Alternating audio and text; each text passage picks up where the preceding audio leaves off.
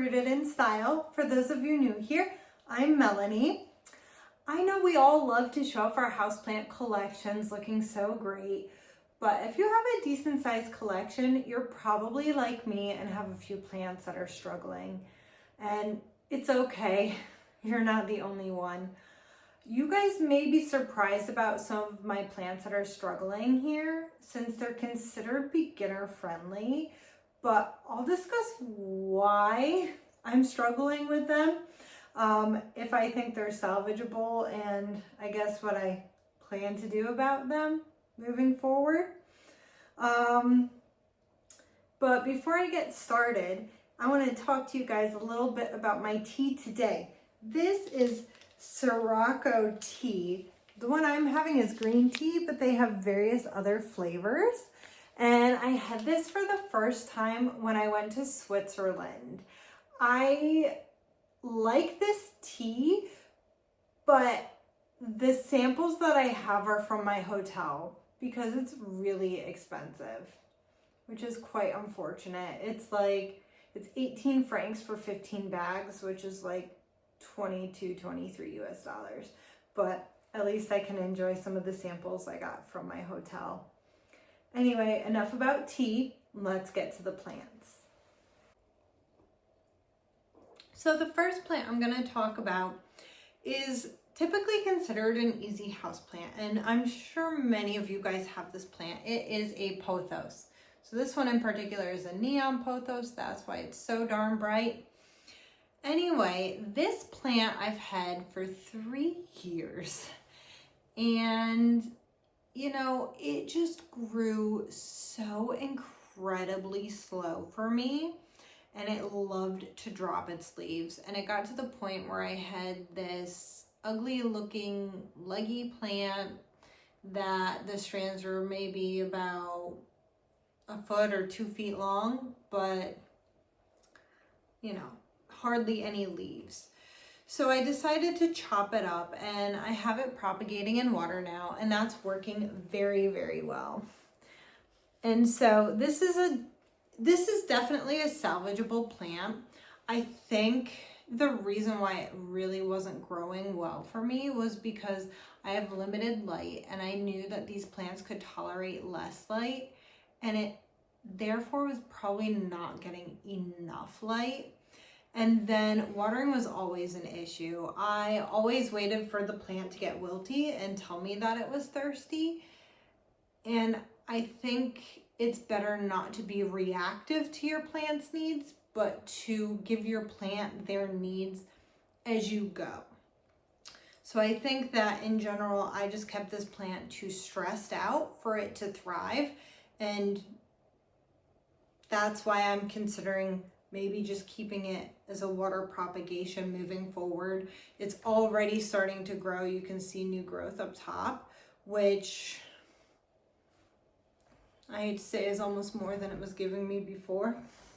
So that's my first plant.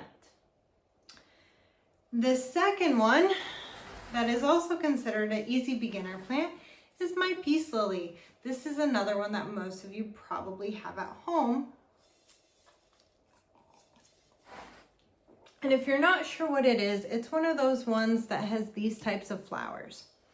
Now, this one is a love-hate relationship for a lot of reasons. Number one, I think it looks great in this pot. This is technically a domino Peace Lily, so there's a little bit of white in here, which really makes it pop out. And the other reason why this is kind of like a love-hate is because it's indestructible. It's easy to not do well. It needs a lot of water. And so it was doing fantastic. I had 4 flowers at one point when I had it when it was in my east-facing window, and I had an automatic watering system that was watering it every like 4 or 5 days. It was doing so well. But the problem is that it's really hard for me to keep up with the watering when I don't have it attached to that self-watering system. And I don't feel like always having it attached to a self-watering system because I have to maintain the system, I have to clean it, and it's easier for me to just manually water my plants.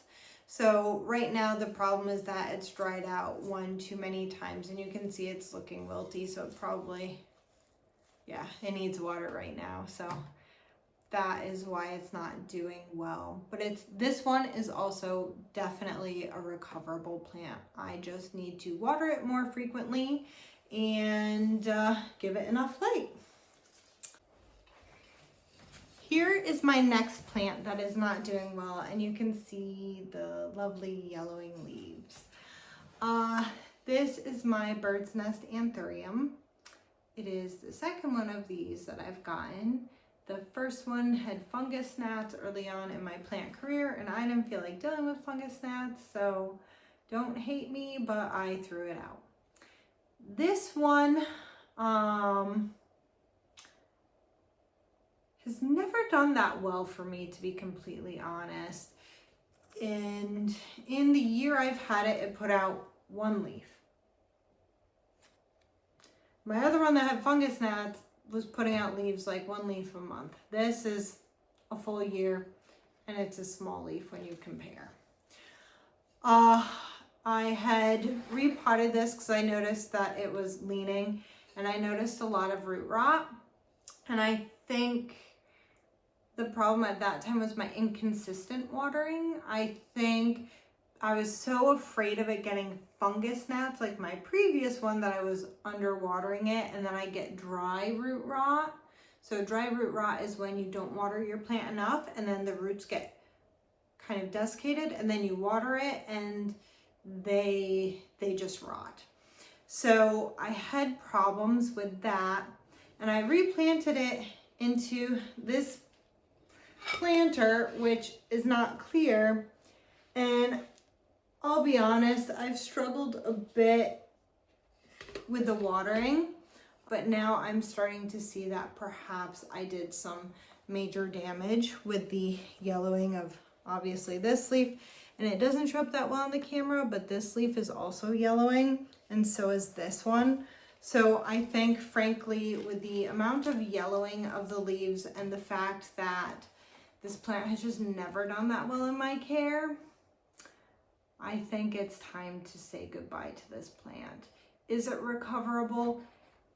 Yes, but probably not with me. Probably with someone else. The next plant is really two plants, but I'll group them together, and these are some of my ferns. So this was my bronze fern, and it always did well when I went on vacation, when I did like a wicking mechanism for it. But something happened this last time I was on vacation, and when I came back, it didn't look good. So it didn't look this bad. I brought it to work to see if anyone wanted this plant right before I had a long break, and it was there for a month, and I don't know if it got watered. And as we know, ferns like to have moist soil. So after that, it looked like this, and I watered it, but all the roots turned black, meaning it probably has really bad root rot. And frankly, I know some of the leaves on this look okay, but I don't think it's salvageable looking at how all of its roots turned black. I think the root rot is too severe, and I don't think that, unfortunately, there is any hope left for this plant. This fern, on the other hand, goes through periods where it looks good and it doesn't look good. I really love the look of this fern. It has these really cool ruffled leaves that have this bluish hue to them, which I feel like isn't so common with plants, which is why I really like it. Now, I'm not going to say this plant ever thrived in my care, but it has looked better. You can see it gets these crisp tips when I go on vacation and it doesn't get its usual watering. But for some reason, it has been a chronic issue that most of its new growth starts to grow and then stops. So for example, this one here, I can already see the stem is looking yellow on my end, and I know that in a day or two, I'll be able to just pluck it out. Why? I don't know. If you guys know, let me know down in the comments. It could be a fertilizer issue. I don't know if I've ever actually fertilized this plant, and I've had it now for probably a year, year and a half. So maybe it just needs some fertilizer to help with new growth. So I'll try that, but let me know if there's anything else that you guys can think of, because I'm not sure what the answer is. I think it's a watering issue because, again, when I go on vacation, the tips get crispy, but then maybe it's a fertilizer issue that causes the new growth to get stunted. My humidity is like 60% now. Frankly, it does better in the winter when my humidity is lower. I don't know why. Don't ask me, but it does okay in 30% humidity.